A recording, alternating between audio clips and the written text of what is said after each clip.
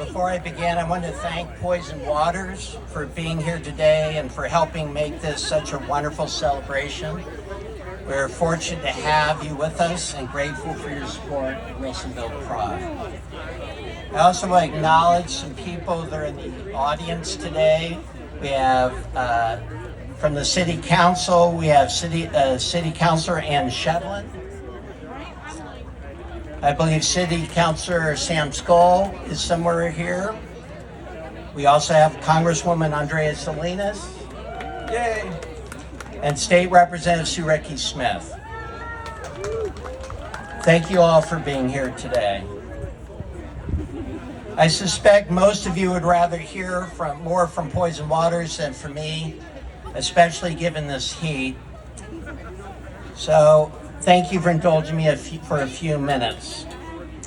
On behalf of the City Council, my family, I want to thank our Diversity, Equity, and Inclusion Board, Wilsonville Pride, our city staff, and our sponsors for making today's celebration possible. This year feels especially significant. In just a few weeks, our nation will celebrate the 250th anniversary of the Declaration of Independence. For 250 years, Americans have worked to more fully live up to the ideals of liberty, equality, and opportunity. That work is never finished. Every generation is called to decide how it will strengthen those ideals and pass them on to those who come after us. And that is one of the reasons I'm proud to be here today.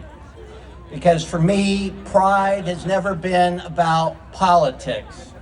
It has always been about people. It's about the LGBTQ plus friends, neighbors, family members, and members of the community at large who want the same thing everyone wants, to be accepted, respected, and valued for who they are. Those are not partisan values, they are community values. They are American values, and they are freedoms worth defending. History reminds us that dignity, equality, and opportunity should never be taken for granted. Every generation is called to protect them, strengthen them, and extend them more fully to those who come after us.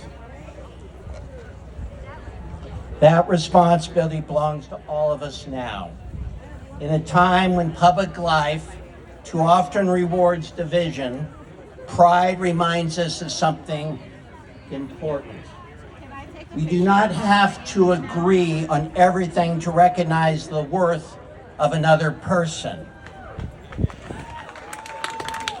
Healthy communities make room for disagreement, but there is an important difference between disagreement and exclusion.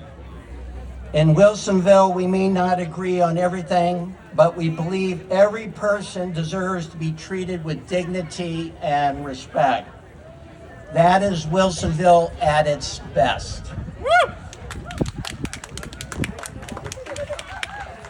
I have had the pleasure of attending every Wilsonville Pride celebration since it began in 2024. What started as a beautiful mural unveiling has grown into a celebration that brings people together from across our community. Seeing that growth gives me hope.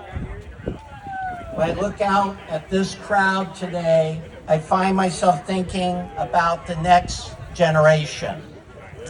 Our young people are watching us. They are learning from us. They are seeing what it means to treat people with dignity and respect.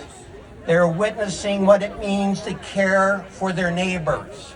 And they are seeing what kind of community we choose to be. I want young people to know they are seen. I want them to know they are valued. I want them to know they can be themselves without fear. I want them to know they can pursue their dreams. And I want them to know they never have to question whether there is a place for them in this community. Because the true measure of community is not whether we agree on everything, The true measure of community is how we treat one another, especially when we disagree. That is the legacy. That is the legacy we leave for those who come after us. And that is the example I hope we continue to set. To everyone here today, and especially to the younger generation who are listening, you matter. You are welcome here, and you have a place in this community. Thank you, and happy Pride, everybody. Thank you, Mayor O'Neill, for those wonderful remarks and for supporting